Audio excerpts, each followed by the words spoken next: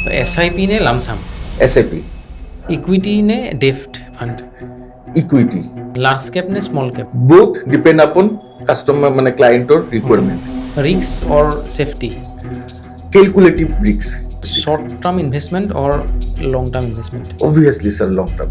Market fall or invest মোৰ? Yes, market যদি ফল হয় তেতিয়াহে ইনভেষ্ট কৰাটো ভাল ডিসকাউন্ট চ' মিউচুৱেল ফাণ্ডক এটা ৱৰ্ডত কি ক'ব বাৰু? ডিসিপ্লিন এজন ইনভেষ্টৰৰ সকলোতকৈ ডাঙৰ মিষ্টেক কি বাৰু? ডাঙৰ mistake early quitting, goal base investment or return base investment? Definitely goal base investment. Time in market or timing in the market? Time in market, কেতিয়াও আমি টাইমিং কৰিব নোৱাৰোঁ, কাৰণ মাৰ্কেট কেতিয়া উঠিব, মাৰ্কেট কেতিয়া ডাউন হ'ব, আমি কেতিয়াও টাইমিং কৰিব নোৱাৰোঁ। Definitely time in market. এনেকুৱা এটা হেবিটৰ কথা কওক যিটো এভৰি ইনভেষ্টৰে ফ'ল' কৰিব লাগে। নমস্কাৰ, নমামি ষ্টুডিঅ'ৰ আন এটি নতুন পডকাষ্টলৈ আপোনালোক আটাইকে স্বাগতম জনাইছোঁ। আৰু আপোনালোকে নিশ্চয় যোৱা দুমাহৰ ভিতৰত দুজনকৈ এনেকুৱা ব্যক্তিক আপোনালোকে আমাৰ ষ্টুডিঅ'ত দেখিছিলে, যি দুগৰাকী ব্যক্তিয়ে ফাইনেন্সিয়েল নলেজ আমাক দিছিলে। তেওঁলোকৰ পৰা আমি বিভিন্ন ক্ষেত্ৰত আমি আমাৰ ইনভেষ্টমেণ্ট কেনেকৈ সঠিকভাৱে কৰিব পাৰোঁ, আমাৰ কষ্ট উপাৰ্জিত ধন ক'ত কেনেকৈ ইনভেষ্ট কৰিলে আমি উপকৃত হ'ম, সেই সন্দৰ্ভত কথা পাতিছিলোঁ। আৰু তেতিয়া বহু সংখ্যক ভিউৱাৰ্ছে আমাৰ সৈতে যোগাযোগ কৰিছিলে যে আৰু এই বিষয়ত অধিক কথা পাতিব লাগে। চ' কমেণ্টো আহিছিলে, আমাৰ বিভিন্ন কুৱেশ্যন আমাক সুধিছিলে যে আৰু নতুন নতুন মানুহক আনিব লাগে এই ক্ষেত্ৰত।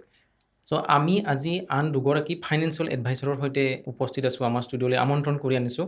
তেওঁলোক হৈছে সুদীৰ্ঘ 25 বছৰ ধৰি এই ক্ষেত্ৰখনৰ সৈতে জড়িত হৈ থকা এগৰাকী খুব অভিজ্ঞ ব্যক্তি, অমিত ধৰ ছাৰ।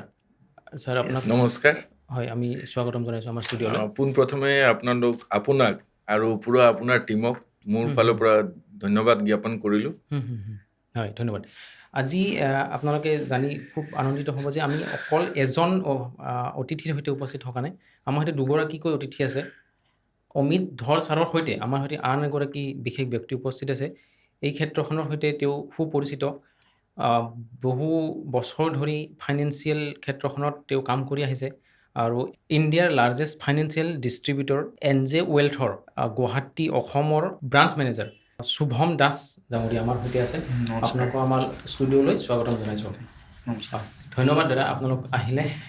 ধন্যবাদ। প্ৰথমতে সুধিব বিচাৰিছোঁ আপোনাক, যিহেতু বহুত বছৰ ধৰি আপুনি প্ৰায় 2.5 দশক ধৰি এই জগতখনৰ সৈতে জড়িত হৈ আছে। য়েছ, গতিকে টকা আৰু ৱেল্থৰ মাজত যিটো পাৰ্থক্য, এইটো যদি আপুনি অকণমান আমাক ডিফাৰেঞ্চটো বুজাই দিয়ে। এইটো এটা ডাঙৰ ধুনীয়া কথা আৰু ডাঙৰ কুৱেশ্যন। টকা আমি লাগে চলিবৰ কাৰণে। হয়, আজি ঘৰৰ গোটেইখিনি যাৱতীয় যোনটো খৰচা সেইটো চলাবৰ কাৰণে আমাৰ টকা লাগে। ৱেলটো হ'ল আমি সেই তাৰে পৰা প্ৰথম হ'ল আমি ছেভিংছ কৰিম, ছেভ কৰি তাৰপিছত ইনভেষ্টমেণ্ট কৰিম। ইনভেষ্টমেণ্ট কৰাৰ পিছত এটা সময়ত আমাৰ ৱেল ক্ৰিয়েশ্যন হ'ব। আচ্ছা আচ্ছা, হয়। সেইটো হ'ল ৱেলথ। It takes time. মানে আপুনি আজি চাকৰি পাইছে, আপোনাৰ আজিয়ে ৱেল ক্ৰিয়েশ্যন হৈ যাব।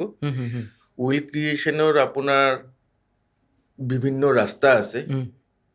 তো এতিয়া আপুনি কোনোবা মানুহ সুধি সেই ৰাস্তাটো সঠিক ৰাস্তাটো জানিব লাগিব। জানি সেই জাৰ্ণিত আপুনি ষ্টাৰ্ট কৰিব লাগিব। দেন আফটাৰ গৈ এটা টাইম আহিব আপোনাৰ ৱেলথ বিল্ড হ'ব। সেইটোৱে। টকাটো লাগে আমাৰ চবৰ, আপোনাৰ লাগে, মোৰ লাগে, চবৰ টকা লাগে। টকাটো চলিবৰ কাৰণে লাগিবই। ৱেল ইজ ডিফাৰেণ্ট, টকাটো ডিফাৰেণ্ট। অ'কে, হয়। এইখিনিতে আৰু এটা প্ৰশ্ন আপোনাৰ পৰা জানিব বিচাৰিছোঁ। এজন যদি 25 বছৰীয়া বা 30 বছৰীয়া যুৱকে নতুনকৈ চাকৰি পাইছে, প্ৰথম মাহৰ দৰমহাৰে তেওঁ কি কৰা উচিত বাৰু? ফাইনেন্সিয়েল দিশৰ পৰা যদি সুধিব বিচাৰোঁ আপোনাক। ফাইনেন্সটো ঠিকেই আছে, ফাইনেন্সৰ মানুহ আমি তেতিয়া মই ক'ম যে প্ৰথম মাহৰ দৰমহা দি প্ৰথম ভগৱানক অলপ পূজা দিয়ক। হয়, নিশ্চয়। যোনটো ভগৱান আমাৰ কামাখ্যা মন্দিৰ মানে, বগলা মাক মানে, বা য'ত তেওঁৰ ইচ্ছা অলপ পূজা দিয়ক। বাকী অলপ পইচা তেওঁ মা দেউতাৰ হাতত দিয়ক, ফাৰ্ষ্ট ইনকাম, যোনটো মই কৰিছিলোঁ 25-30 বছৰ আগত। মা দেউতাক দিয়ক, দেউতাই এতিয়ালৈকে পইচাটো খৰচা কৰা নাই, বহুত হেপী হয়, সেইটো দিয়ক। বাকী যোনটো পইচা তেওঁৰ বেলেঞ্চ থাকিব, প্ৰথম মাহত খৰচা কৰক, খুব খৰচা কৰক, যি খুচি ফ্ৰেণ্ডছ ফেমিলি ৰিলেটিভ খৰচা কৰক। সেইটো ছেকেণ্ড মাহৰ পৰা তেওঁ ছেকেণ্ড থাৰ্ড মাহৰ পৰা তেওঁ লাহে লাহে লাইনত আহিব লাগিব, হেবিট ডেভেলপ কৰিব লাগিব, ডিচিপ্লিন ডেভেলপ কৰিব লাগিব ছেভিংছৰ। আচ্ছা, অ'কে। ছেভিংছৰ বেষ্ট ৱেটো কি বুলি ক'ব আপুনি? ছেভিংছৰটো বেষ্ট ৱে, ছেভিংছ আপোনাৰ ইনকাম ধৰক 100 টকা, আপুনি 60-70 ৰুপিত খৰচা কৰিলে, আপুনি বাকী যোনটো বচাব পাৰে সেইটোৱে ছেভিংছ, ইনভেষ্টমেণ্ট নহয়, এইটো ছেভিংছ। ছেভিংছটো আৰম্ভ কৰিব লাগে। আৰু কাৰণ ছেভিংছ হ'ল আমাৰ যোনটো মানুহ চাকৰি আৰম্ভ কৰিছে, তই সেনেকুৱা জেগাত আৰম্ভ কৰিছে, চবেতো গভৰ্ণমেণ্ট জব নাপায় বা গভৰ্ণমেণ্ট জব নহয়ও, হয়তো 3 মাহ পিছত সেইটো চাকৰি কিবা কাৰণে নাথাকিবও পাৰে, তো 2 মাহ বা 1 মাহ লাগিব পাৰে, তেওঁ আৰু নতুন চাকৰি এটা বিচাৰিব। সেই ছেভিংছটো যদি থাকে তেওঁ চলিব পাৰিব আৰামছে, তো ডেট ইজ ছেভিং। অ'কে, এতিয়া দাস ডাঙৰীয়াৰ পৰা জানিব বিচাৰিছোঁ ছেভিংছ আৰু ইনভেষ্টমেণ্টৰ মাজত ডিফাৰেঞ্চটো কি বাৰু? অ'কে, তো ছেভিংছ হৈ গ'ল আমাৰ ইমাৰ্জেঞ্চি পাৰ্পাছৰ কাৰণে যোনটো আমি খৰচা কৰোঁ, সেইটো হৈ গ'ল ছেভিংছ। ধৰি লওক ইমিডিয়েট কিবা আহি গ'ল নেচেচিটি, সেইটো যোনটো আপুনি খৰচা কৰিব, তাৰ পৰা খৰচা কৰিব, debt is from savings. Investment হৈ গ'ল আপোনাৰ লং টাৰ্ম যোনটো আপুনি ভিজন চাই আছে, যেনেকৈ ধৰি লওক আপোনাৰ ৰিটায়াৰমেণ্ট হ'ব পাৰে কিবা এটা গ'লৰ কাৰণে। ছেভিংছ হৈ গ'ল আপোনাৰ ইমাৰ্জেঞ্চিৰ কাৰণে, ইনভেষ্টমেণ্ট হৈ গ'ল আমি ইণ্টাৰেষ্টটো আমি পাই আছোঁ, ইণ্টাৰেষ্টটো আমি ইন লং টাৰ্ম যোনটো ইউটিলাইজ কৰিম সেইটোৰ কাৰণে ইনভেষ্টমেণ্ট হৈ গ'ল। এতিয়া ইনভেষ্টমেণ্টৰ কাৰণে বহুত জেগা আছে, তো সেইটো আমি ডিছকাছ কৰিম বাৰু, কিন্তু ইনভেষ্টমেণ্ট হৈ গ'ল আমাৰ লং টাৰ্ম নিডছৰ কাৰণে, যোনটো আমি ইন ফিউচাৰ যোনটো লাগিব, সেইটো হৈ গ'ল ইনভেষ্টমেণ্ট। অ'কে, ইনভেষ্টমেণ্টৰ বেষ্ট ৱেটো কি বুলি ক'ব পাৰি? এতিয়া ইনভেষ্টমেণ্টৰ কাৰণে বহুত জেগা আছে, যেনেকৈ মই আগতেও কৈছোঁ, তো বহুত বেছিক ইনভেষ্টমেণ্টৰ আপোনাৰ ৱেজ আছে, ট্ৰেডিশ্যনেল ইনভেষ্টিং ৱেজ আছে। আজিকালি আপোনাৰ ষ্টক মাৰ্কেটত ইনভেষ্টমেণ্ট কৰিব পাৰে, মিউচুৱেল ফাণ্ডত ইনভেষ্টমেণ্ট কৰিব পাৰে, ৰিয়েল এষ্টেটত ইনভেষ্টমেণ্ট কৰা যায়, গ'ল্ড এণ্ড চিলভাৰ মানে কমডিটিজতো ইনভেষ্টমেণ্ট কৰিব পাৰে।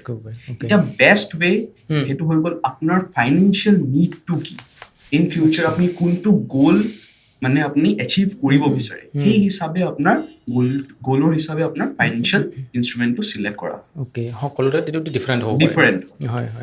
আপুনি যিহেতু মিউচুৱেল ফাণ্ডৰ সৈতে জড়িত, চ' মিউচুৱেল ফাণ্ড আৰু চিট ফাণ্ডৰ মাজত ডিফাৰেঞ্চটো অকণমান বুজাই দিয়ক। মিউচুৱেল ফাণ্ডত ইনভেষ্টমেণ্ট কৰাৰ বেচিকেলি দুটা ৰাস্তা আছে। এটা হৈ গ'ল SIP, চিষ্টেমেটিক ইনভেষ্টমেণ্ট প্লেন, আৰু এটা হৈ গ'ল লামচাম। এতিয়া বেংকত গ'লে আমি ভাবোঁ যে FD কৰিম, সেই FDটোৱে ইয়াতে কোৱা হয় লামচাম। আৰু এটা ৰেকাৰিং ডিপজিট আছে, RD বুলি কয়, ইয়াতে সেইটো হৈ গ'ল SIP, systematic investment plan. SIP basically আপুনি মাহে মাহে যোনটো ইনভেষ্টমেণ্ট কৰে, চিষ্টেমেটিকলি ইনভেষ্টমেণ্ট কৰে। SIP চবতকৈ ডাঙৰ বেনিফিট হৈ গ'ল আপোনাক ডিচিপ্লিন ক্ৰিয়েট কৰে, আপুনি এটা ডিচিপ্লিন ইনভেষ্টাৰ হ'ব পাৰিব যদি আপুনি SIPত কৰে। তো লামচাম আৰু SIP দুটা জেগাতে আপুনি ইনভেষ্টমেণ্ট কৰিব পাৰিব, আৰু দুটা জেগাত কিন্তু আপুনি মিউচুৱেল ফাণ্ডে হয়। বহুত মানুহৰ এইটো কনফিউজন থাকে যে SIP বেলেগ আৰু লামচাম বেলেগ, আৰু এইটো মিউচুৱেল ফাণ্ডে হয় নে নাই। SIPও মিউচুৱেল ফাণ্ড হয়, লামচামো কিন্তু মিউচুৱেল ফাণ্ডে হয়, ৰাস্তাটো বেলেগ। সেইটো সোমোৱাৰ দৰ্জাবিলাক বেলেগ বেলেগ, ৰুমত সোমোৱাৰ দৰ্জাবিলাক বেলেগ বেলেগ। মিউচুৱেল ফাণ্ডৰ বিভিন্ন ডিফাৰেণ্ট মানে আপোনাৰ ফাণ্ড থাকে, চ' সেই ফাণ্ডসমূহক লৈ বহুত সাধাৰণ কাষ্টমাৰ কনফিউজ হয়, এইটো বিষয়ে অকণমান ছাৰ আপুনি বুজাই দিব। হয়, মিউচুৱেল ফাণ্ডৰ কনফিউজ হয়, কিছুমান মানুহ মানে অনলাইন কৰে, কনফিউজন বা ৰিটাৰ্ণটো তেওঁলোকৰ আহিব যে সেইটো গেৰেণ্টিটো অলপ কম। তো ফাণ্ড যদি আপুনি কয়, যেনেকুৱা মিউচুৱেল ফাণ্ডৰ লাৰ্জ কেপ আছে, লাৰ্জ কেপ চব এইজৰ মানুহ শ্বুট নকৰিব, সেইটো মিড কেপ আছে। মিড কেপ ডিফাৰেঞ্চটো কি বাৰু? লাৰ্জ কেপ হৈ গ'ল চেনচেক্স 1 to 100 যিমান কোম্পানীজ আছে আজি ডেটত, they are called large cap companies, large cap fund, ঠিক আছে না। ছেকেণ্ড আহি যায় মিড কেপ, 101ৰ পৰা 250 লৈকে যিমান কোম্পানী আজি ডেটত আছে, দে আৰ কল্ড মিড কেপ, সেইবিলাক কোম্পানী যিটো মিড কেপত যায়। তাৰপিছত আহি যায় বাকী rest small cap, 251 to rest small cap. এতিয়া তাৰপিছত ফ্লেক্সি কেপ আছে, তাৰপিছত আপোনাৰ মাল্টি কেপ আছে, মাল্টি এছেট ফাণ্ড আছে, ছেক্টৰেল ফাণ্ড আছে, থিমেটিক ফাণ্ড যোনটো কোৱা যায়, সেনেকুৱা ডেট ফাণ্ড আছে, বিভিন্ন ধৰণৰ ফাণ্ড আছে। তো মানুহ এটাই ইনভেষ্ট কৰাৰ আগত নিজৰ গ'লটো চাব লাগিব, কিহৰ কাৰণে ইনভেষ্ট কৰি আছো মই।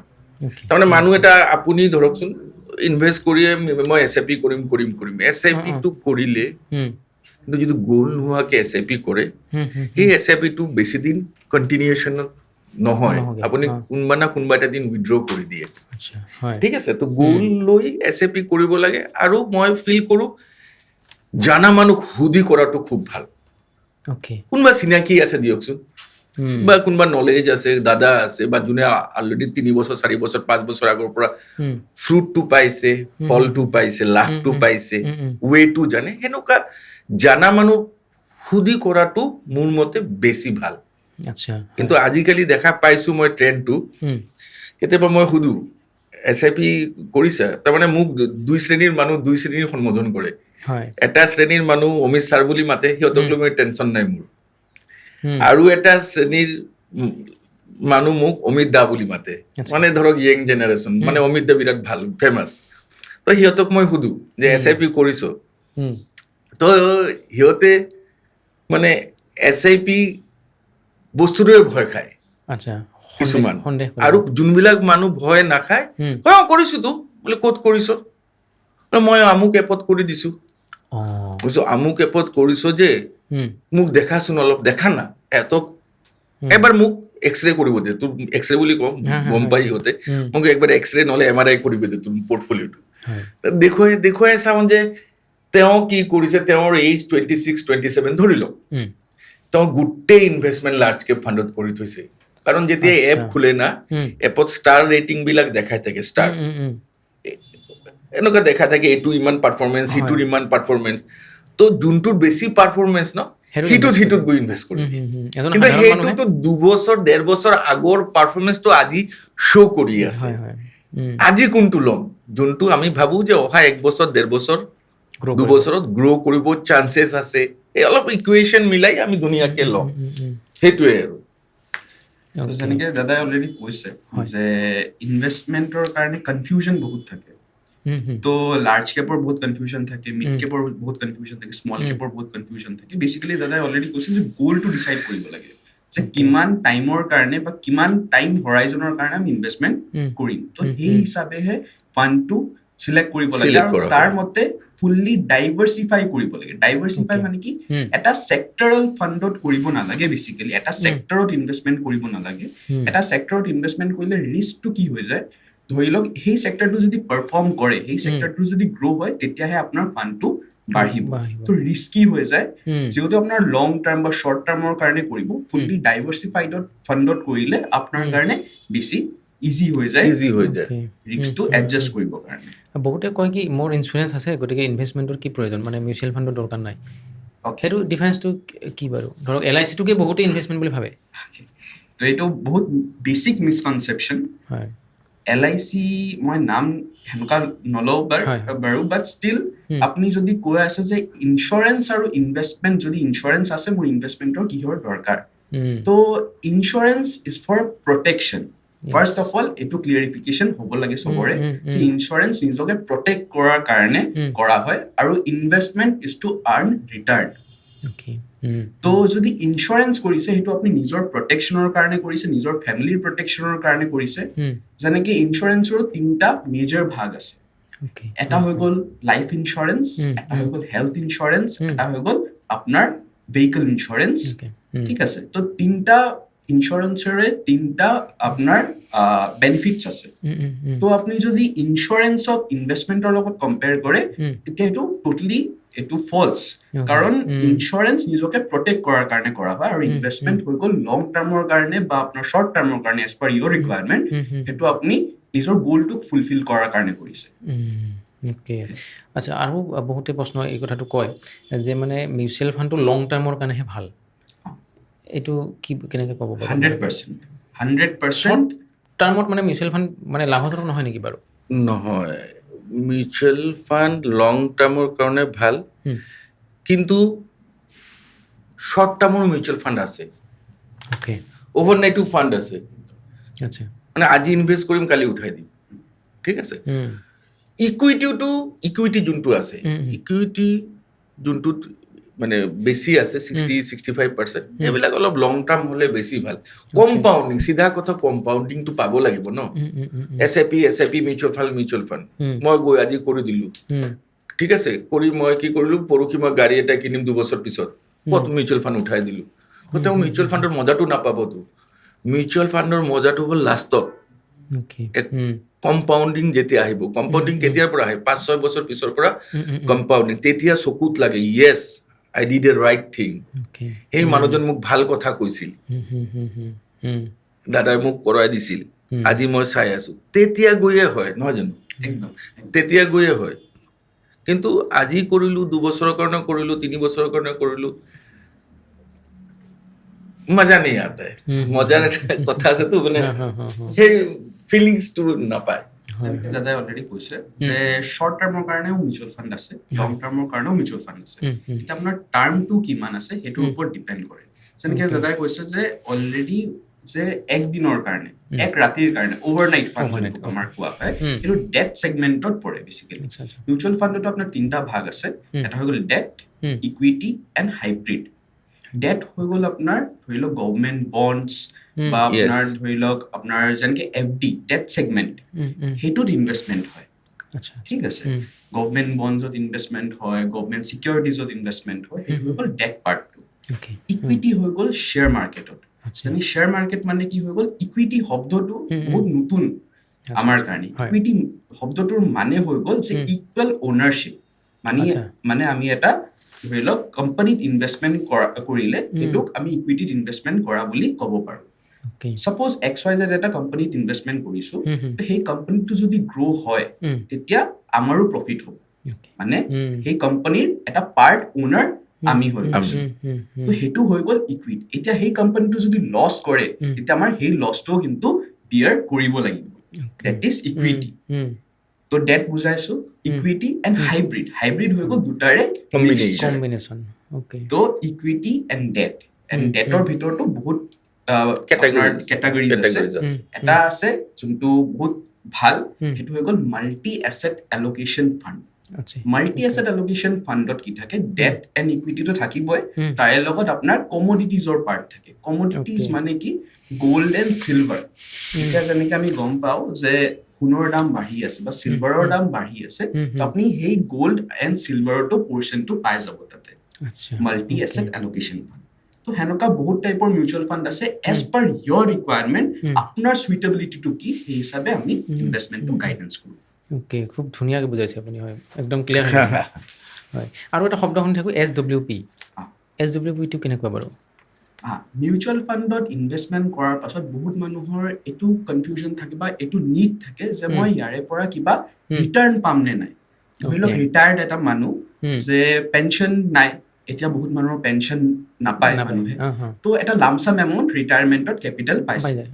এতিয়া তেখেতৰ এক্টিভ ইনকাম যিহেতু বন্ধ হৈ গৈছে, এতিয়া তেখেতৰ মাহত চলিবৰ কাৰণে এটা পাৰ্পাছ দৰকাৰ হ'ব বা এটা এমাউণ্ট দৰকাৰ হ'ব। সেই হিচাপে তেখেতে SWP অপশ্যনটো কৰিব পাৰে। মিউচুৱেল ফাণ্ডত ইনভেষ্টমেণ্ট হয়, হাইব্ৰিড ফাণ্ডত ইনভেষ্টমেণ্ট হয়। হাইব্ৰিড ফাণ্ডত ইনভেষ্টমেণ্ট হোৱাৰ কাৰণে কি হয়, ভলেটালিটি এটা শব্দ আছে, মানে মাৰ্কেট আপ ডাউন যে হয়, সেইটো ভলেটালিটি কোৱা হয়। সেই ভলেটালিটিটো কম্পেয়াৰটিভলি আপোনাৰ হাইব্ৰিড ফাণ্ডত কম থাকে।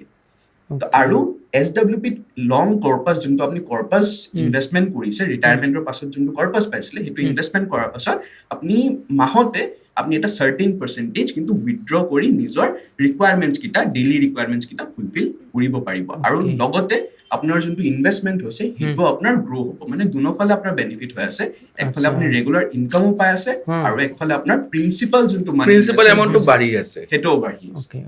লাইক আপুনি ক'ব পাৰে মোটামুটি FD ৰেটত বাঢ়ি আছে। এই যে প্ৰিন্সিপাল এমাউণ্টটো বাঢ়ি আছে, তাৰ পৰা এটা পাৰ্চেণ্টেজ কাটি মান্থলি হিচাপত দিয়ে। মানে ধৰক আপুনি যিমান, আমি কওঁ যে 12% পায় মিউচুৱেল ফাণ্ডত, এইটো আজি যিমান মানে আমি চাই আহিছোঁ 12% পায়। 6% তেওঁ ল'লে, 7% ল'লে, বাকী 5%টো গ্ৰ' হৈ থাকিল, কেপিটেলটো বাঢ়ি থাকিল। ঠিক আছে, কেপিটেলটো ষ্টপ হৈ, মানে বাঢ়াটো ষ্টপ হৈ নাযায়। যেনেকুৱা কিছুমান স্কিম আছে, MISM আমি জানো, যেনেকুৱা গম পাইছিলোঁ, আমি 20 লাখ টকা ৰাখিলোঁ, মাহত কিবা এটা পাই আছোঁ, আমি হেপী, চব হেপী, ফেমিলি হেপী, এইটো দি পইচা চলাই আছোঁ। কিন্তু আফটাৰ 10 years 5 years যেতিয়া মই উইথড্ৰ কৰিম সেই মোৰ 20 লাখ টকাটো 20 লাখে থাকিল হয় সেইটোতো নাবাঢ়িল তেতিয়া 20 লাখৰ ইনফ্লেশ্যনে হৈ গ'ল ভেলু কমি গ'ল পাৰ্চেজিং পাৱাৰ 20 লাখ টকাৰ কমি গ'ল তো এই SWPত কি হয় খুব ভাল বস্তু এইটো ভাল কনচেপ্ট আগৰ মানুহ যোনবিলাক এতিয়া নাই সিহঁতে এইটো পোৱা নাই কিন্তু আজিৰ দিনৰ মানুহ যোনে ৰিটায়াৰ হৈ আছে বা ডেকা যোনবিলাক গৈ ৰিটায়াৰ 20 বছৰ 30 বছৰ সিহঁতে মূৰত SW কনচেপ্টটোত লৈ ইনভেষ্টমেণ্ট কৰিব পাৰে সেইটো ভাল বস্তু ভাল ভাল কেপিটেল গ্ৰ' হয় প্লাছ আপুনি 6-7% ইৰেগুলাৰ ইনকামো লৈ আছে হয় হয় এজন য়ং মানুহে ধৰক 25-30 বছৰীয়া ল'ৰাই যদি মিউচুৱেল ফাণ্ড কৰিব বিচাৰে চ' এইটো SIP ভাল হ'ব তেওঁৰ কাৰণে নে আপোনাৰ লামচামটো ভাল হয় বাৰু এতিয়া যদি ৰিকুৱাৰমেণ্ট শুনো ফাৰ্ষ্ট অফ অল যে এটা 25-30 বছৰ যদি ল'ৰা এজনে ইনভেষ্টমেণ্ট কৰিব বিচাৰে তো নিশ্চয় তেখেতে চাকৰি কৰি আছে তো তেখেতৰ হাতত লামচাম এমাউণ্ট নাই নাথাকিব তো তেখেতে SIP কৰিলে তেখেতৰ কাৰণে চবতকে বেষ্ট সলিউশ্যন হ'ব কাৰণ তেখেতে মান্থলি যোনটো দৰমহা পাব তাৰে পৰা এটা পৰ্চন বচাই SIP ষ্টাৰ্ট কৰিব পাৰিব আৰু সেইটো লং টাৰ্ম গৈ সেইটো নিজৰ প্লেনিং হিচাপে লং টাৰ্মত গৈ তেখেতে কম্পাউণ্ডিং যোনটো আমি চক্ৰবৃদ্ধি কওঁ সেই চক্ৰবৃদ্ধিৰ কিন্তু বেনিফিটটো তেখেতে ইন লং টাৰ্ম ল'ব পাৰিব আৰু তেখেতৰ গ'লটো ফুলফিল হ'ব পাৰিব লামচামটো হ'ল আপোনাৰ তাত পইচা আছে বহুত কৰ্পাছ আছে ঠিক আছে না আপোনাৰ তাত 30 লাখ টকা আছে ফৰ মিউচুৱেল ফাণ্ডত ইনভেষ্ট কৰাৰ কাৰণে আছে সব পইচা নহয় অলপ পইচা বেলেগৰ কাৰণে থৈছে এনেকুৱা চাৰ্টেন এইবিলাক কৰি থৈ মিউচুৱেল ফাণ্ডৰ কাৰণে 30 লাখ টকা আছে তো 30 লাখ টকা মই আপোনাক SIP কোনোদিনো এডভাইচ নকৰোঁ যে অলপ অলপ তাৰকে দি থাকক আপুনি ইয়াৰকে ভাল 30 লাখ টকা লামচাম কৰক মানে বেলেগ দৰ্জা দি সোমাক শৰ্টকাট দৰ্জা দি SIP টো মাহে মাহে যাব শৰ্টকাট দৰ্জা দি সোমাই যাওক মিউচুৱেল ফাণ্ডত ঠিক আছে বা আপুনি এইটো টোটেল একেলগত বহিবলৈ মই ইকুইটিত মাৰ্কেট অলপ ভলিটিলিটি হৈ আছে সেইটো সময়ত এভাৰেজিং কৰিবৰ কাৰণে আপুনি এইটো ডেপ ফাণ্ডত থৈ দিব পাৰে তাৰে পৰা STP কৰি কৰি কৰি কৰি সোমাই থাকিব মিউচুৱেল ফাণ্ডত প্ৰথম ডেপ ফাণ্ড মানে সোমাই গ'ল ডেপ ফাণ্ডৰ পৰা ইকুইটিত সোমাই থাকিব যোনটো ফাণ্ড আপুনি চিলেক্ট কৰিছে তাতে সোমাই থাকিব সেইটো হ'ল লামচাম য়ং জেনেৰেশ্যনৰ হাতত নাথাকে সিমান পইচা এটা লামচাম লামচাম এইটো ক'ত 10,000 টকাটো লামচাম কয় মই য়ং জেনেৰেশ্যনক কওঁ যে তোৰ হাতত যদি কিবা অলপ পইচা বাচি গৈছে হঠাৎ ক'ৰবাৰ পৰা এটা ইনকাম আহিছে কিবা আছে 10,000 20,000 মোক ফোন কৰিবি কবি অমিত দা মাৰি দিয়ক এইটো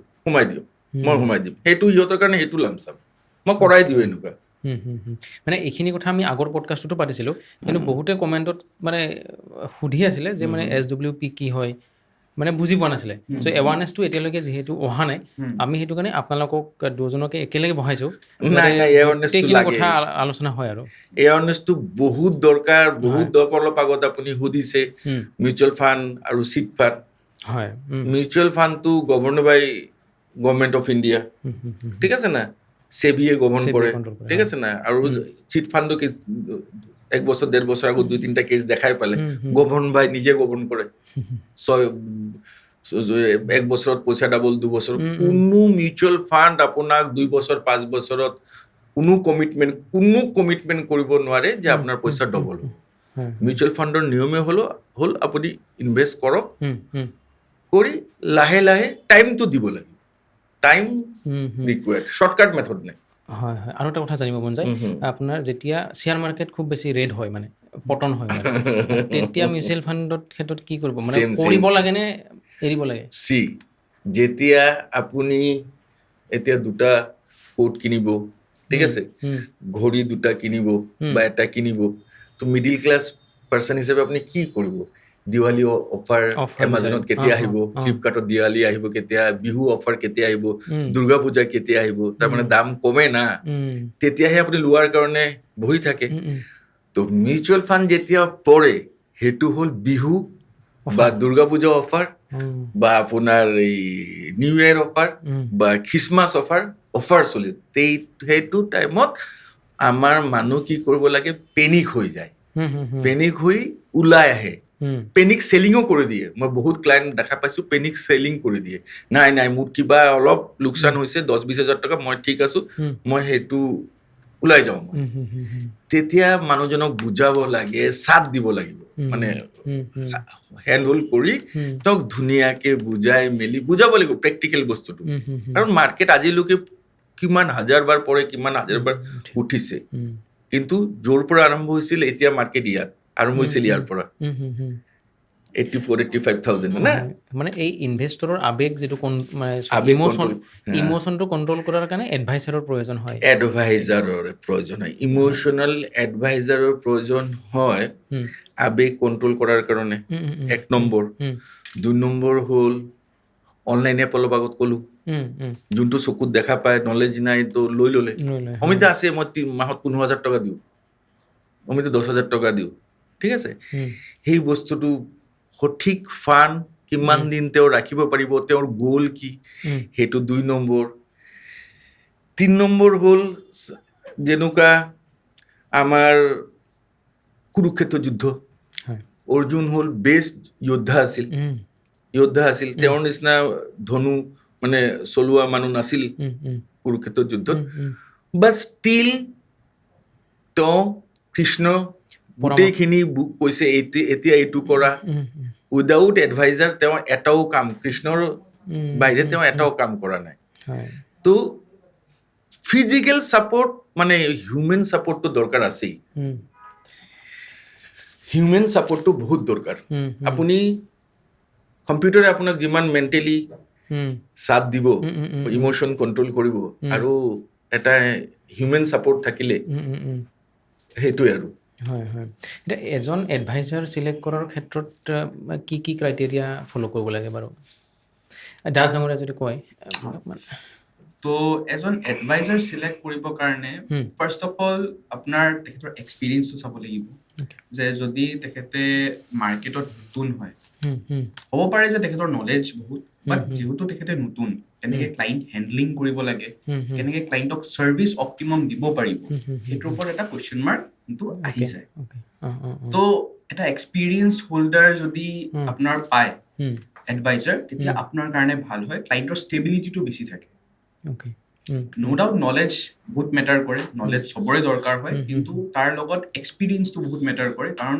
তেখেতে ইমান বছৰৰ পৰা ক্লাইণ্ট চম্ভালি আহি আছে সেই এক্সপিৰিয়েঞ্চটো কিন্তু দৰকাৰ হয় ইয়াত মই এটা বস্তু এড কৰিব বিচাৰিম তেওঁ এক্সপিৰিয়েঞ্চ কৈছে য়েছ এক্সপিৰিয়েঞ্চ দৰকাৰ ক্লাইণ্ট হেণ্ডলিঙৰ কাৰণে এক্সপিৰিয়েঞ্চ খুব দৰকাৰ যেনেকুৱা অলপ আগত মানে ক'লো নেকি আমি ডিছকাছ কৰিলোঁ চাগে যে মিউচুৱেল ফাণ্ড ডিষ্ট্ৰিবিউটৰশ্বিপৰ কাৰণে এক্সাম এটা দিব লাগে এক্সাম দিব লাগেতো যেনেকুৱা মোৰ ক্ষেত্ৰত কৈছোঁ ময়ো এক্সাম দি পাছ কৰিছোঁ মিছেছো এক্সাম দি পাছ কৰিছে ঠিক আছে আমি দুইটাই পাছ কৰিছোঁ কিন্তু তাই হাউচ ৱাইফ তাই নলেজ আছে বুলি পাছ কৰিছে ন নহ'লে পাছ নকৰিলেও হয় তো তাই হাউচ ৱাইফ মই ইমান বছৰ ক্লাইণ্টৰ লগত আছোঁ তো তাই এটা ক্লাইণ্টক যি এডভাইচ দিব আৰু মই যোনটো দিম ডিফাৰেঞ্চ এটা প্ৰেক্টিকেল হ'ব ডিফাৰেঞ্চ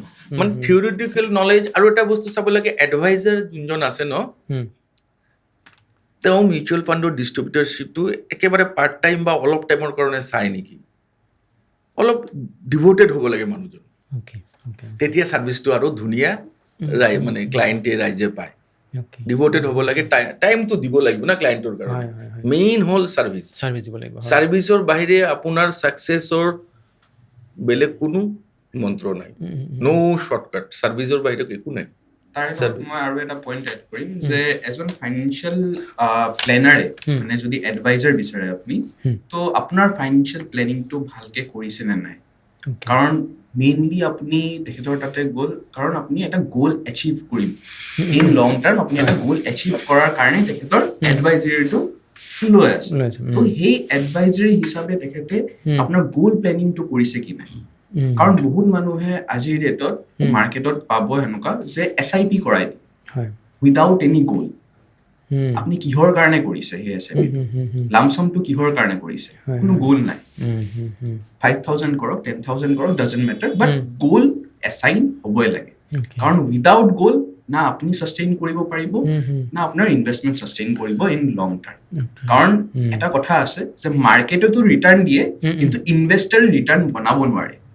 কাৰণটো হৈ গ'ল ইমোশ্যন কণ্ট্ৰল কৰিব নোৱাৰে, পেনিক হৈ যায়, অলপ ৰেডত গুচি গ'লে আমি কি কৰোঁ মেইনলি উঠাই লওঁ, ঠিক আছে। কিন্তু মাৰ্কেট যেতিয়া ৰেডত যায় দেট ইজ এন অপৰচুনিটি, ঠিক আছে। অপৰচুনিটি ক্ৰিয়েট হয় যে 10 টকাৰ বস্তুটো হয়তো এতিয়া 8 টকাত আহি 7 টকা 6 টকাতো আহি যায়। তো সেইটো ইনভেষ্টমেণ্ট কৰাৰ টাইম। কিন্তু আমি সেইটো ভাবো যে মাৰ্কেট এতিয়া তলত আহি গ'ল মানে এতিয়া ওলাই যাওঁ। এটা এক্সাম্পল দিব বিচাৰো মই, কোভিডৰ টাইমত মাৰ্কেট বহুত তললৈকে গৈছিল। আপোনাকে সুধো মই যে কোভিডৰ টাইমত যোনে পইচা লৈ ওলাই গৈছে তেখেতে বেনিফিচিয়েল আজিৰ ডেটত নে যোনে ইনভেষ্ট কৰিছে বা ইনভেষ্টেড ৰাখিছিলে সেইটো টাইমত? ইনভেষ্টেড আছিলে। এক্সেক্টলি। তো সেইটোৱে হ'ল সলিউশ্যন। কাৰণ মাৰ্কেট যিমান কাৰেক্ট হ'ব সিমান আমাৰ কাৰণে অপৰচুনিটি সেইটো টাইমত ইনভেষ্টমেণ্ট কৰাৰ। ইনভেষ্টমেণ্ট যদি কৰিছো এইটো লং টাৰ্মত ডাবল বেনিফিট আমাকে দিব। আচ্ছা, আপুনিতো বহুত বছৰ ধৰি প্ৰায় 25 বছৰ ধৰি উত্তৰ পূবৰ বিভিন্ন আগশাৰীৰ বেংকৰো পৰ্টফলিঅ' ডিজাইন কৰিছে বা টেক্সৰ কাম কৰিছে। টেক্সৰ কাম কৰিছে, হয়। চ' সেই এক্সপিৰিয়েঞ্চটো অকণমান আমি জানিব বিচাৰিছোঁ। মই মানে আমি আমাৰ টিম, মই আৰু এজন আছে, দুজন আমি state bank entire north east চাইছোঁ।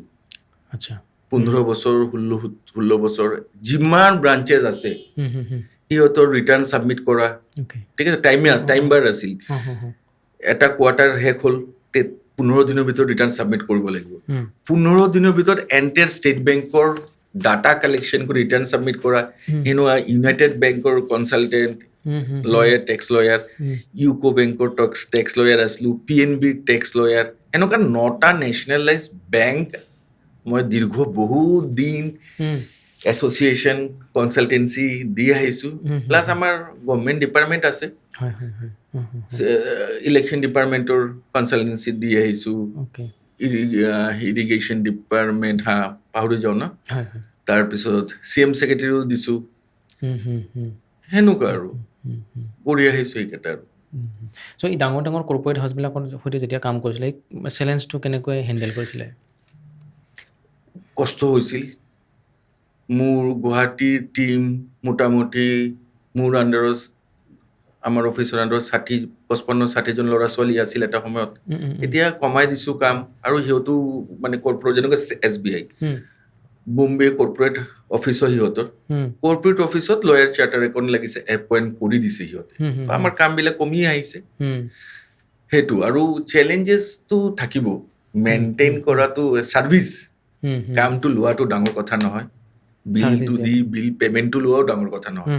চবৰ কি ইম্পৰ্টেণ্ট হ'ল ছাৰ্ভিচৰ কাৰণে ধৰক আমাৰ আগৰতলাত অফিচ আছিল, যোৰহাটত ফ্লাইং অফিচ আছিল, শিলচৰত অফিচ আছিল, সেনেকুৱা টাইপ আমাৰ আছিল। আৰু তাতে গোটেইটা মানে ধৰক আগৰতলা ষ্টাফ আছিল, এষ্টাব্লিছ অফিচ 3-4জন ষ্টাফ আছিল, সেনেকুৱা ষ্টাফ ৰিক্ৰুট কৰি বিভিন্ন জেগাত আছিলোঁ, মানে দিয়া হৈছিল। আৰু আমাৰ গুৱাহাটীৰ বেক অফিচ আছিল, সেনেকুৱাকৈ কৰিছিলোঁ। চ' SBI দৰে এটা ডাঙৰ প্ৰতিষ্ঠানৰ ফাইনেন্সিয়েল মেনেজ কৰা আৰু সাধাৰণ এজন মানুহৰ ব্যক্তিগত প্ৰাইভেট একাউণ্ট এটা মেনেজ কৰা, এইটো ডিফাৰেঞ্চটো আপুনি গম পাব? এইটো চব ডিফাৰেঞ্চ ক'ব গ'লে SBI ডাঙৰ হয়, ঠিক আছে, পইচাটো মই অলপ বেছি পাওঁ, তাতে ফিজ ইণ্ডিভিজুৱেল হ'লে হয়তো কম পাওঁ। বাট মই এটা নৰ্মেল মানুহ, মোৰ কিছুমান ক্লাইণ্টক হয়তো আপোনাৰ পডকাষ্ট চাব, নৰ্মেল মানুহকো যোনটো ছাৰ্ভিচ দিছোঁ, এতিয়াও ফোন কৰি ৰাতি 10টা 10:30 মোৰ কথা মানে কোৱাই আছে ক্লাইণ্টক, ৰাতি 11টা 11:30লৈকে ফোন কৰিব পাৰা,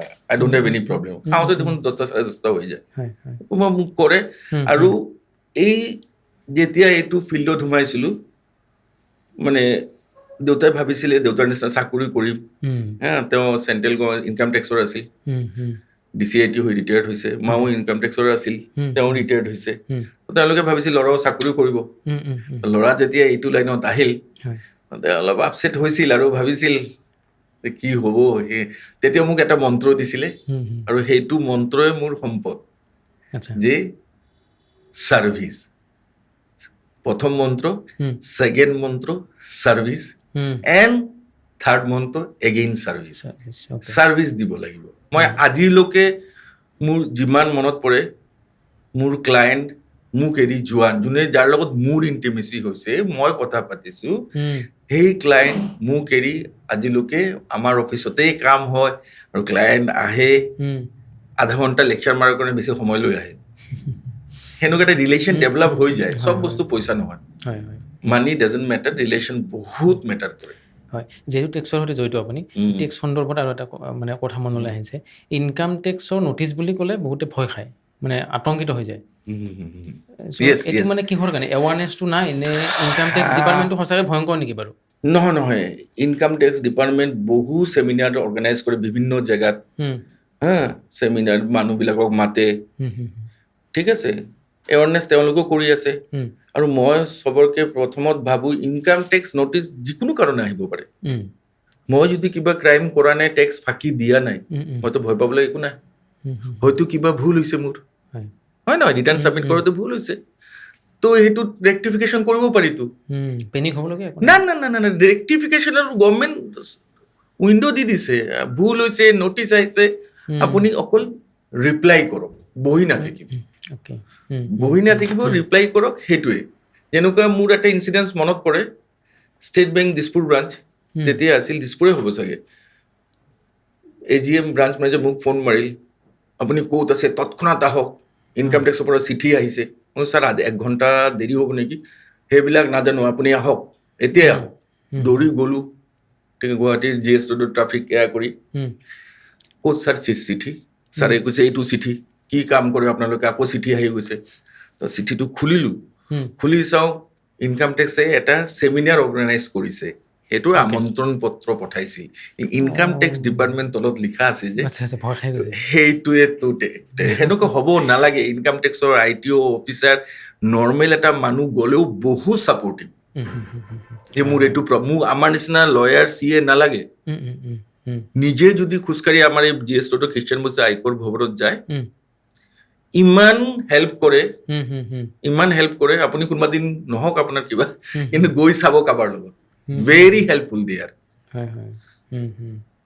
পেনিক হ'ব নালাগে সেইবিলাকত দাদা আপোনাৰ পৰা এটা কথা জানিব বিচাৰিছোঁ যে মানে মিউচুৱেল ফাণ্ড টেক্সেবল হয় নেকি বাৰু mutual fund taxable mutual fund taxable তাতে লং টাৰ্ম কেপিটেল গেইন লাগে ইয়া শ্বৰ্ট টাৰ্ম কেপিটেল গেইন লাগে তো মই অলপ কৈ দিব পাৰিনে লং টাৰ্ম কেপিটেল গেইন লাগে কেতিয়া যেতিয়া আপোনাৰ ইনভেষ্টমেণ্টটো মোৰ দেন 12 মান্থছ হয় তেতিয়া শ্বৰ্ট টাৰ্মৰ এইটো পাৰ হৈ যায় আৰু লং টাৰ্ম কেপিটেল গেইন তেতিয়া কি হয় ধৰক আপুনি 2 লাখ টকা থৈছিলে মিউচুৱেল ফাণ্ডত লামচামে বুজাই আছো 2 লাখ টকা থৈছিলে যেতিয়া আপুনি ৰিডিম কৰিছে বা উঠাইছে টেক্সেশ্যন পাৰ্টটো মই কৈ দি আছো উঠাইছে বা ৰিডিম কৰিছে তেতিয়া কি হয় হয়তো 4 লাখ টকা আপুনি পাইছে তো 2 লাখ টকা আপোনাৰ প্ৰফিট নহয় জানো তো আমাৰ government of India 1.25 tax holiday দিছে মানে 2 লাখৰ পৰা 1,25,000 মাইনাছ হৈ যাব টেক্স হলিডে নালাগে টেক্স ডিছকাউণ্ট দিছে যাতে মাৰো মানুহ আহি কৰে ডিছকাউণ্ট ক'ব পাৰে টেক্স হলিডে আছে 1.25 বাকী থাকিল কিমান 2 লাখৰ পৰা 75,000 তো সেই 75,000ৰ ওপৰত আপোনাৰ 12.5 capital gain long term capital gain লাগিব tax this is not income tax separate capital gain tax আচ্ছা এতিয়া আপুনি যদি কয় যে মই 1 বছৰ শ্বৰ্ট টাৰ্ম কি তেনেহ'লে শ্বৰ্ট টাৰ্ম হ'ল আপুনি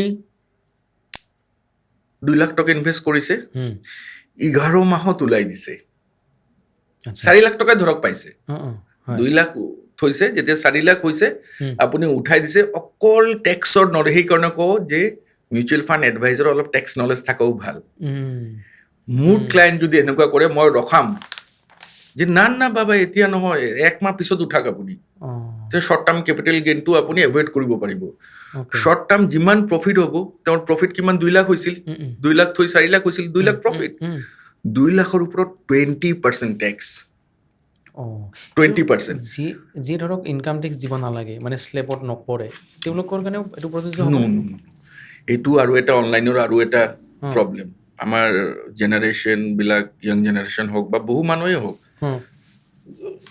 ধৰক ইনকাম স্লেবটো টেক্সেবল স্লেবৰ তলতে আছে আৰু এতিয়াতো 12 লাখ টকা কৰিছে এই বছৰ যোনটো বাজেট 7 লাখ টকা আছিল 5 লাখ আপুনিয়ে ধৰক আপুনি মিউচুৱেল ফাণ্ডত 1 লাখ টকা থৈছে আপুনি 3 মাহ থৈছে 1,15,000 যেতিয়া হৈছে আপুনি এটা গাড়ী বা বাইক কিনিব পইচাটো উঠাই দিছে তো আপোনাৰ 1,15,000 হৈছিল তো 15,000 ওপৰত আপোনাৰ কেপিটেল গেইন টেক্স আহিব বাইক কিনাৰ পিছত আপুনিও মিউচুৱেল ফাণ্ড আৰু নকৰে বাইক কিনাৰ পিছত আপুনি মিউচুৱেল ফাণ্ড নকৰে আৰু পাহৰি গৈছে যোন ডিষ্ট্ৰিবিউটৰৰ থ্ৰুত কৰিছিল বা অনলাইন কৰিলেতো অনলাইন আপোনাক আৰু ফোন নকৰে আকৌ পইচা হৈছে নেকি বা ডিষ্ট্ৰিবিউটৰৰ থ্ৰুত কৰিলে তেওঁ ক'ব দাদা আপুনি আকৌ ষ্টাৰ্ট কৰিবনে নতুনকৈ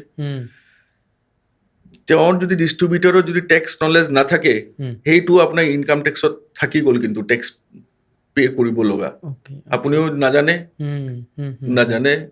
ডিষ্ট্ৰিবিউটৰো হয়তো নাজানে ঠিক আছে তো সেই টেক্সটো পে'মেণ্ট কৰিবই লাগিব আমাৰ মানে ইনকাম টেক্সৰ যোনটো আপোনাৰ এনুৱেল ইনফৰমেশ্যন ষ্টেটমেণ্ট আহে তাতে একদম ওলাই আহিব আপুনি ভাবিব লুকাই দিম লুকাব নোৱাৰে একদম ইনকাম টেক্সৰ ষ্টেটমেণ্ট আপোনাৰ নামত থাকি যাব সেইটো ইয়াৰত যে আপুনি প্ৰফিট কৰিছিল আপুনি টেক্স দিয়া নাই ডিফল্টাৰ হিচাপে থাকি যাব সেইটো হ'ল এটা 3 নম্বৰ আপুনি আৰু এটা বস্তু বুজাই দিওঁ ধৰক আপুনি SIP চলাই আছে 18 মাহ চলালে 18 মাহ চলাই আপুনি SIPটো উইথড্ৰ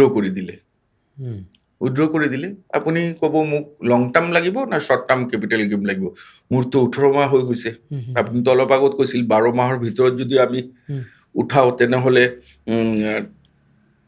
ভিতৰত উঠালে আমি শ্বৰ্ট টাৰ্ম দিব লাগিব মইতো 18 মাহত উঠাইছো তো তাৰে কেলকুলেশ্যনটো অলপ বেলেগ হ'ব ইন দ্য চেন্স প্ৰথম 12 মাহ যি আপোনাৰ ইনকাম আহিছে SIPৰ পৰা সেইটো লং টাৰ্ম কেপিটেল গেইনত টেক্স দিব লাগিব টেক্সেবল হ'ব ঠিক আছে তাৰপিছত বাকী 6 মাহ যোনটো আছে না সেইটো শ্বৰ্ট টাৰ্ম কেপিটেল হিচাপে সেইটো কেলকুলেশ্যন কৰা যাব শ্বৰ্ট টাৰ্ম কেপিটেল গেইন হিচাপে সেইটো এটা আৰু আছে ডেপ্টৰ কেলকুলেশ্যন বেলেগ এতিয়া ক'ব গ'লে বহুত টাইম লাগি যাব আপুনি যিহেতু বহুত বছৰ টেক্সৰ সৈতে জড়িত মানে মিউচুৱেল ফাণ্ডৰ জগতখনলৈ কেনেকৈ আহিলে বাৰু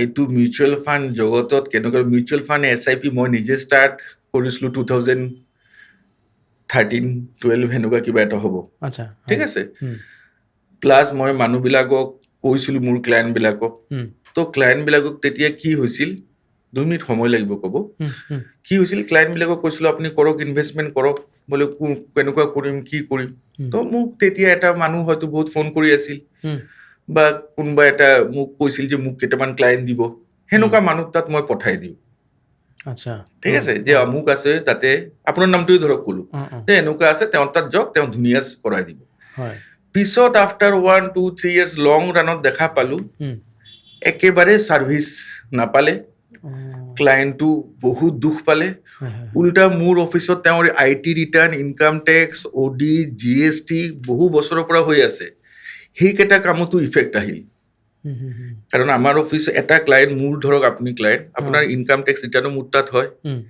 আপোনাৰ GST ৰিটাৰ্ণো মোৰ তাত হয় হেল্থ ইঞ্চুৰেঞ্চৰো আমাৰ ব্যৱস্থা আছে অফিচত হেল্থ ইঞ্চুৰেঞ্চ হয় হেল্থ ইঞ্চুৰেঞ্চ মনত ৰাখিব এটা কথা কম মই পাহৰি যাম নহ'লে হেল্থ ইঞ্চুৰেঞ্চ হয় কোনোবা মিউচুৱেল ফাণ্ড হোৱা নাছিল এতিয়া আজি 1.5-2 বছৰ হ'ল মিউচুৱেল ফাণ্ড হয় আৰু মিউচুৱেল ফাণ্ড মই ছাৰ্ভে কৰি চালোঁ বহুকেইটা ডিষ্ট্ৰিবিউটৰ আছে ইণ্ডিয়াৰ largest national mutual fund distributor হ'ল NJ ইণ্ডিয়া ইনভেষ্ট আপোনালোকৰ AUM এতিয়া কিমান আছে more than 2,80,000 crore ঠিক আছে না ডিষ্ট্ৰিবিউটৰ কিমান আছে আপোনালোকৰ more than 50,000 distributor overall India ঠিক আছে 50,000 ডিষ্ট্ৰিবিউটৰ তেওঁ অকলে 6,000 ক্লায়েণ্ট অকলে ডিল কৰে being a branch manager 6,000 client তেওঁ ডিল কৰে দিনটোত ফোন আহে হয়তো 6,000ৰ ভিতৰত যদি 40টাও ফোন আহে ভাবক তো তাৰপিছত মই ভাবিলোঁ না ক্লায়েণ্টবিলাক বেয়া পাই আছে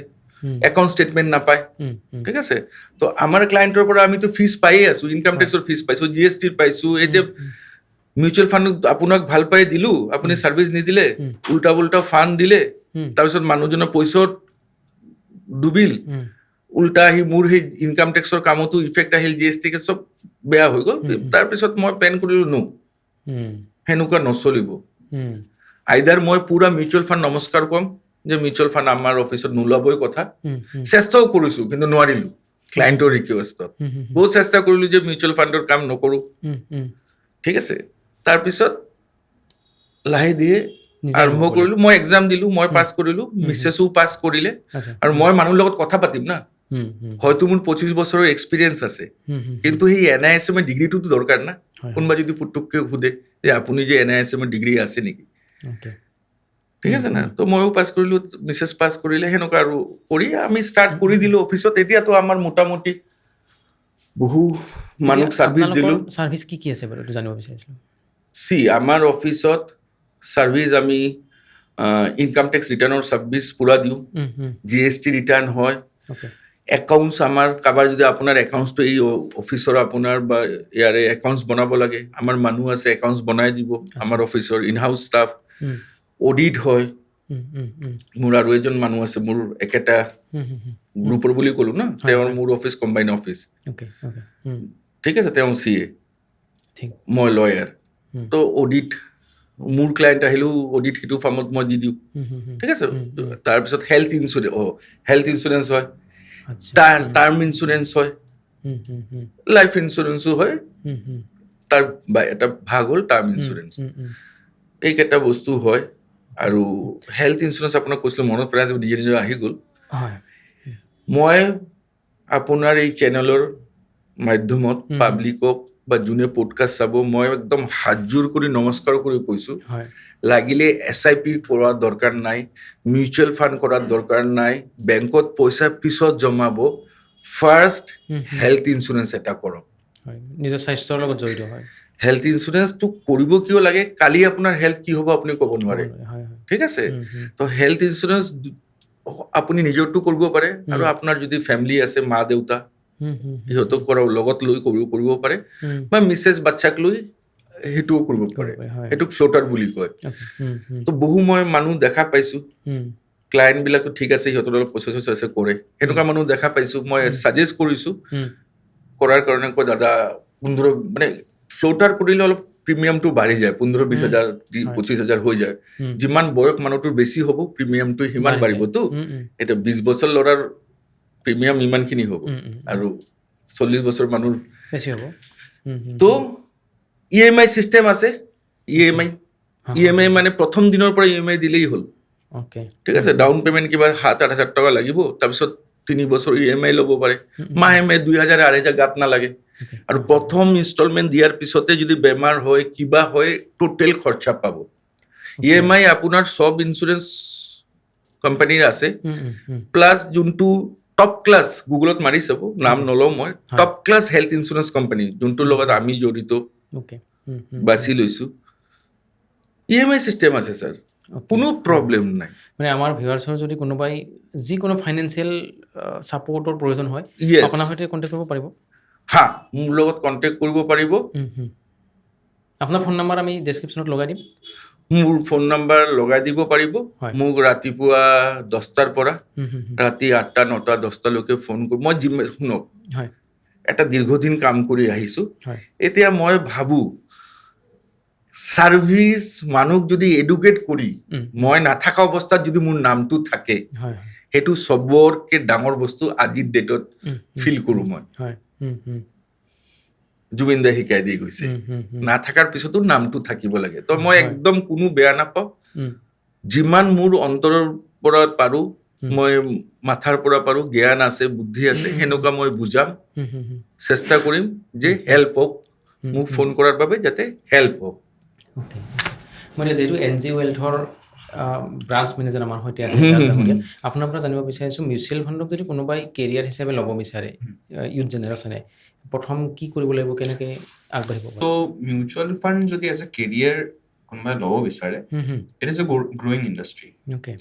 ফাৰ্ষ্ট অফ অল 81 লাখ কাৰোৰৰ ইণ্ডাষ্ট্ৰী হয় এইটো। আচ্ছা। আৰু যদি এইটো কেৰিয়াৰ হিচাপে ল'ব বিচাৰে, যেনেকৈ নৰ্মেল এটা বিজনেছত মেইনলি কি লাগে, যে প্ৰডাক্টৰ ডিমাণ্ড লাগে, আৰু আজিৰ ডেটত যদি আমি চাব যাওঁ যে mutual fund is hot topic চবে মিউচুৱেল ফাণ্ড জানিব বিচাৰে মিউচুৱেল ফাণ্ডত ইনভেষ্টমেণ্ট কৰিব বিচাৰে বহুত XYZ এপছ ওলাইছে ইনভেষ্টমেণ্ট কৰাৰ কাৰণে বাট উইদাউট এন এডভাইজাৰ আমি কেতিয়াও ৰাইট গাইডেঞ্চ নাপাওঁ তো সেইটোৰ কাৰণে এডভাইজাৰৰ এতিয়াও বহুত নিড আছে ফিজিকেল ছাপোৰ্ট হিউমেন ছাপোৰ্ট একদম হিউমেন ছাপোৰ্ট হিউমেন ছাপোৰ্ট দৰকাৰ আজিও আমি ইমান এডভান্স হৈ যোৱা নাই যে চব অনলাইনত কৰি কিনে সলভ কৰিব পাৰিম তো এডভাইজাৰ সদায় আমাৰ দৰকাৰ হ'বই তো মিউচুৱেল ফাণ্ড ইণ্ডাষ্ট্ৰীত সোমোৱাৰ কাৰণে ফাৰ্ষ্ট অফ অল এটা সেনেকুৱা একো কোৱালিফিকেশ্যনৰ দৰকাৰ নহয় বাট ষ্টিল আমি ছাজেষ্ট কৰোঁ যে 12 পাছ হ'লে ভাল সেনেকুৱা একো কোৱালিফিকেশ্যন নালাগে এটা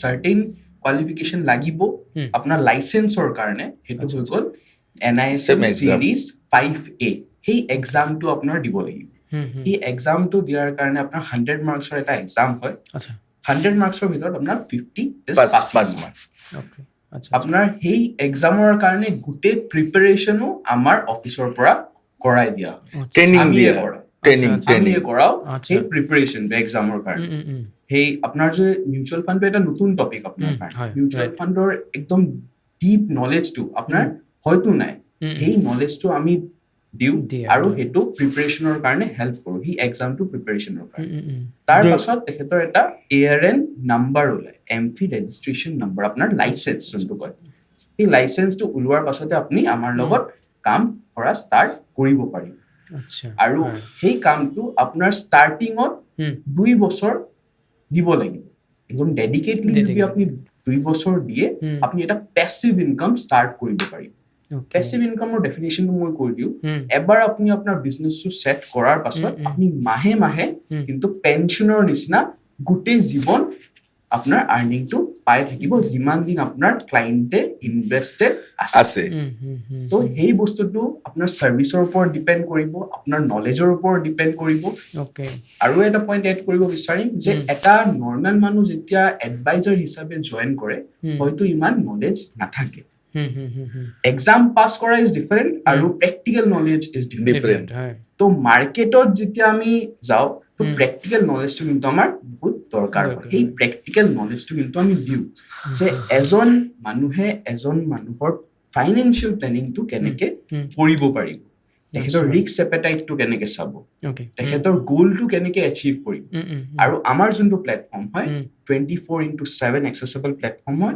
আৰু টোটেলি আপোনাৰ অনলাইন প্লেটফৰ্ম হয় মই সেইটো মই অলপ কৈ দিওঁ মই মিউচুৱেল ফাণ্ড যেতিয়া আমাৰ অফিচৰ চাদৰ মানে এটা প্লেটফৰ্মৰ পৰা আৰম্ভ কৰিম বুলি ভাবিলোঁ মই 2-4টা মানে ৰেপুটেড মিউচুৱেল ফাণ্ড কোম্পানীৰ লগত কথাও পাতিলোঁ কেনেকুৱা সিহঁতৰ ট্ৰেইনিং দিয়ে এক্সাম পাছ কৰিবৰ কাৰণে দেখিলোঁ আল্টিমেটলি গৈ এটা কোম্পানীৰ লগত ঠিক ঠাক হৈছিল 3 বছৰ আগত তেওঁলোকৰ কোম্পানীক পইচা দি থৈছিল এক্সাম ফিজটো আল্টিমেটলি গৈ তেওঁৰ কোম্পানীৰ লগতে মই গ'লোঁ আকৌ কাৰণ তেওঁলোকৰ এটা নিজৰ এপ আছে NJ Wealth এই এপটো অনলাইন যে মানুহ কৰে অনলাইন তেওঁৰ পৰা লগ নাই কোনো প্ৰব্লেম নাই তেওঁৰ নিজৰ এপ আছে আপুনি লামচাম ইনভেষ্ট কৰিব লাগে ইয়াত বহি আপোনাৰ ওচৰত মই লামচাম মোৰ পোৰ্টফলিঅ'ত ইনভেষ্ট কৰি দেখাম SIP কৰিব লাগিব আপুনি ইয়াত বহি মই SIP ষ্টাৰ্ট নতুন কৰিব পাৰিম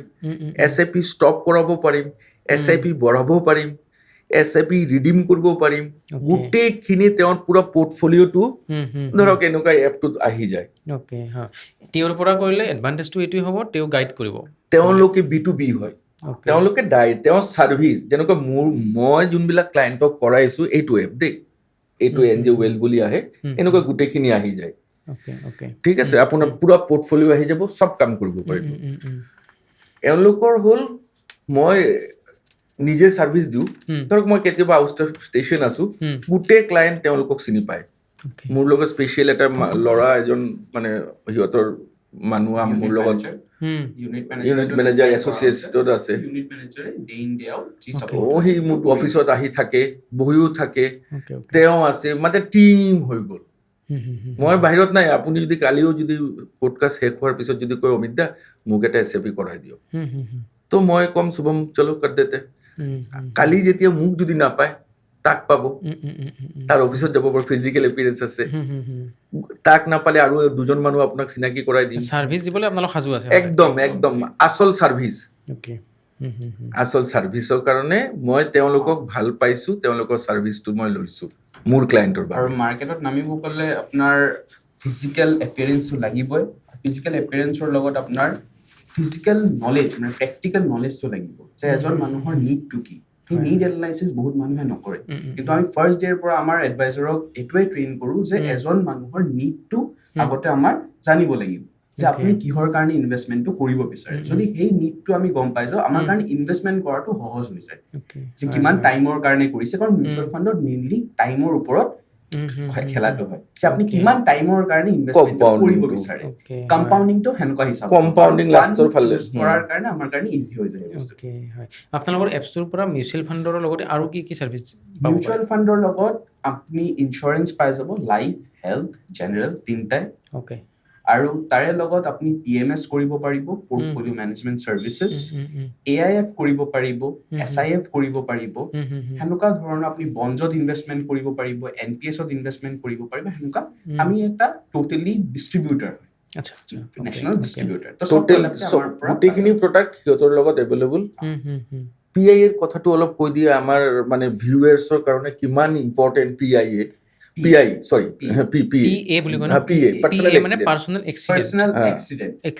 ভেৰি ইম্পৰ্টেণ্ট।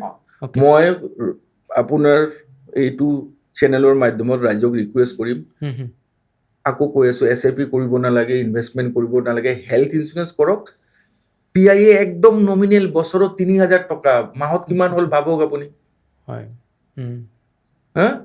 24-25 দিনত 1,000 টকা, 3,000 টকা এটা দিলে কি হয়, in case of health insurance নহয়, হেল্থ ইঞ্চুৰেঞ্চ হ'ল আপোনাৰ হেল্থৰ কিবা ইছ্যু হ'লে হস্পিটেলাইজ হ'ব, খৰচা পাব, that is health insurance. Personal accident policy, personal accident কি হয়, একদম নগণ্য প্ৰিমিয়াম, 3,100, 3,200 আহে, ঠিক আছে না। আপোনাৰ ইণ্ডিয়াত প্ৰতি মিনিটত আমি এটা ডাটা ওলাইছিলো, আমি IRDA এটা ডাটা কৈ আছো আপোনাক, যে প্ৰত্যেক মিনিটত ইণ্ডিয়াত এটা এক্সিডেণ্ট হয়, প্ৰত্যেক মিনিট, আৰু প্ৰত্যেক 4 মিনিটত সেই এক্সিডেণ্টত এটা ডেথ হয়। ঠিক আছে, তাৰ মানে এক্সিডেণ্টটো কিমান কমন আমাৰ ইণ্ডিয়াত। তো সেই এক্সিডেণ্ট হৈছে যদি আপুনি হস্পিটেলাইজ হৈছে, মেডিকেল ইঞ্চুৰেঞ্চ কভাৰ কৰিছে, আপোনাৰ ডেথ হৈছে, টাৰ্ম ইঞ্চুৰেঞ্চ কভাৰ কৰিছে, কিন্তু না আপুনি মেডিকেলত ভৰ্তি আছে, না আপোনাৰ ডেথ হৈছে, আপুনি সেনেকুৱা এটা কণ্ডিশ্যনত আছে, হয়তো বেড ৰিডেন হৈ গৈছে, আপুনি কাম কৰিব যাব পাৰা নাই, তেতিয়া কি হ'ব? ইনকামটো বন্ধ হৈ আছে, আপোনাৰ ৰেণ্ট আছে, আপোনাৰ বাচ্চাৰ স্কুল ফিজ আছে, আপোনাৰ EMI আছে, আপোনাৰ SIP আছে, সেইকেইটা কেনেকে চলিব? কাৰণ কোম্পানীয়ে আপোনাক ঘৰত বহাই কিনেতো পইচা ডেফিনেটলি নিদিব। সেইটো মোমেণ্টত আপুনি কি কৰিব পাৰি? সেইটো মোমেণ্টত আহি যায় আপোনাৰ PA, পাৰ্চনেল এক্সিডেণ্ট। ইয়াতে এটা ফেচিলিটি আছে, TTD, টেম্পৰেৰী টোটেল ডিজেবলমেণ্ট। তো যদি আপুনি ঘৰতো বহি আছে, XYZ বহুত কোম্পানীজ আছে, আপোনাক উইকলি, মান্থলি সেই বস্তু আপোনাৰ প্ৰিমিয়াম এটা দি থাকে, আপোনাৰ এটা এমাউণ্ট দি থাকে, যোনটো আপুনি ঘৰ চলাবৰ কাৰণে, আপোনাৰ ৰেণ্টৰ কাৰণে, আপোনাৰ EMIজৰ কাৰণে আপোনাৰ ইউজ কৰিব পাৰিব। সেইটো আপোনাৰ PA আপোনাৰ কিন্তু এটা থাকিবই লাগে। আমি টাৰ্ম ইঞ্চুৰেঞ্চ গম পাওঁ, আমি হেল্থ ইঞ্চুৰেঞ্চ গম পাওঁ, কিন্তু PAটো বহুত মানুহে নেগলেক্ট কৰে। আমি SIPও জানো, আমি টাৰ্ম ইঞ্চুৰেঞ্চ গম পাওঁ, আমি হেল্থ ইঞ্চুৰেঞ্চ জানো, কিন্তু আমি PAটো বহুত কম মানুহে জানে। সেই PAটো কিন্তু আমাৰ ফাইনেন্সিয়েল প্লেনিঙত কিন্তু বহুত ইম্পৰ্টেণ্ট এটা ৰোল প্লে কৰে। নকৰে মানুহ, কৰিব লাগে, নকৰে। মই 3,000 টকা মই নিজেও দিছো, মই পইচা দি আছো, নিজৰ পইচা দি কৰাইছো, মই SIPও নিজৰ পইচা দি কৰাইছো, সকলোৱে কৰা উচিত। SIP মোৰ একদম মোৰ চেম্বাৰ য'ত মই মানে তলত ল'ৰা এটা আছে, নাম সি গ'লে বেয়া পাব, মই কৰ সমিতিয়ে পইচা নাই, ঠিক আছে, মই তোক 2 মাহ 3 মাহ 4 মাহ 5 মাহ তোক 500 টকা কৰ, মই দি আছো পইচা। এনেকৈ 2-3জনক কৈছো, আছে এনেকুৱা। মই নিজে পইচা দিওঁ, 17 তাৰিখ, তাৰ 15 তাৰিখ ডেট চাগে কাটাৰ, 13 তাৰিখ 12 তাৰিখ 500 টকা এটা দিওঁ। আচ্ছা আচ্ছা মই কোনোবা দিন তই যদি ধনী হৈ যাওঁ মোক দিবি আৰু নিদিলেও মই বেয়া নাপাওঁ এইটো তোৰ মই এটা হেবিট ডেভেলপ কৰাই দিছো অ'কে ল তই মোৰ পৰাই পইচা ল 1500 টকা মাহত 3টা ল'ৰাক দিলে কি হয় হেবিট যদি এটা ডেভেলপড হয় হয় হয় চ' আমি অনুষ্ঠানটোৰ শেষলৈকে আহিছোঁ হয়। শেষত আমি এটা ৰেপিড ফায়াৰ ৰাউণ্ড এটা খেলিম বুলি ভাবিছোঁ আপোনাৰ পৰা আৰম্ভ কৰিম আচ্ছা rapid fire Rapid fire round, হয়, হয়। ঠিকে আছে মই ছুটিকৈ ক'ব আপুনি একদম। কুৱেশ্যনটো ছুটি হ'ব এনচাৰটো মই ভাবিব দিবতো 2 মিনিট 2 মিনিট ধৰি বেছি হৈ যাব 2 মিনিট না 30 ছেকেণ্ড ভাবিব দিবতো ঠিক ঠিক আছে SIP নে লামচাম কাক সুধিছে আপোনাক আচ্ছা SIP SIP অ'কে ইকুইটি নে ডেফ্ট ফাণ্ড ইকুইটি ডিপেন্ডছ অ'কে লং এইটো চাই ৰিকুৱাৰমেণ্ট চাই লাৰ্জ কেপ নে স্মল কেপ বাৰু both depend upon customer মানে ক্লায়েণ্টৰ ৰিকুৱাৰমেণ্ট অ'কে ৰিস্ক অৰ ছেফটি কেলকুলেটিভ ৰিস্ক ল'ব লাগিব বাট অকল ছেফটি চালে নহ'ব কেলকুলেটিভ ৰিস্ক ল'ব লাগিব কেলকুলেশ্যন কৰি কেলকুলেটিভ শ্বৰ্ট টাৰ্ম ইনভেষ্টমেণ্ট অৰ লং টাৰ্ম ইনভেষ্টমেণ্ট অবভিয়াছলি ছাৰ লং টাৰ্ম অ'কে মাৰ্কেট ফল অৰ ইনভেষ্ট মোৰ মানে মাৰ্কেট ফল হ'লে ইনভেষ্ট কৰিব লাগিব কি নাই সেইটোৱে সুধিছোঁ সেইটো হয় য়েছ মাৰ্কেট যদি ফল হয় তেতিয়াহে ইনভেষ্ট কৰাটো ভাল ডিছকাউণ্ট অলপ আগত ডিছকাছ কৰিলোঁ ডিছকাউণ্ট চলি আছে চ' মিউচুৱেল ফাণ্ডক এটা ৱৰ্ডত কি ক'ব বাৰু মিউচুৱেল ফাণ্ডৰ এটা ৱাৰ্ডত প্ৰথম কম mutual fund is subject to market risk ঠিক আছে সেইটো কথা আমাৰ ডিছকাশ্যনত অহা নাছিল চবে মনত ৰাখিব mutual fund is subject to market risk বস্তুবিলাক অলপ চাইজ ল'ব লাগে ডকুমেণ্ট কেইটা আৰু এটা ৱাৰ্ডত এইটোৱে ক'ম ডিচিপ্লিন ঠিক আছে এতিয়া দাস ডাঙৰৰ পৰা য়েছ হয় চ' এজন ইনভেষ্টৰৰ সকলোতকৈ ডাঙৰ মিষ্টেক কি বাৰু ডাঙৰ মিষ্টেক আৰ্লি কুইটিং মানে আৰ্লি আপুনি ষ্টপ কৰি দিছে অ'কে যেতিয়া মাৰ্কেট ডাউন হয় তেতিয়া আমি কুইট কৰি দিওঁ okay goal base investment or return base investment definitely goal base investment okay is active or passive fund depends ষ্ট্ৰেটেজিৰ ওপৰত ডিপেণ্ড কৰে এক্টিভ নে পেছিভত যাব বিচাৰে গ'লৰ ওপৰত ডিপেণ্ড কৰিব okay time in market and or timing in the market time in market কেতিয়াও আমি টাইমিং কৰিব নোৱাৰোঁ কাৰণ মাৰ্কেট কেতিয়া উঠিব মাৰ্কেট কেতিয়া ডাউন হ'ব আমি কেতিয়াও টাইমিং কৰিব নোৱাৰোঁ definitely time in market okay মাৰ্কেটত সময় দিব লাগিব সময় দিবই লাগিব এনেকুৱা এটা হেবিটৰ কথা কওক যিটো এভৰি ইনভেষ্টৰে ফ'ল' কৰিব লাগে ইনভেষ্ট ৰেগুলাৰলি অ'কে যিমান ফ্ৰিকুৱেণ্টলি আপুনি ইনভেষ্ট কৰিব সিমান আপোনাৰ কাৰণে ভাল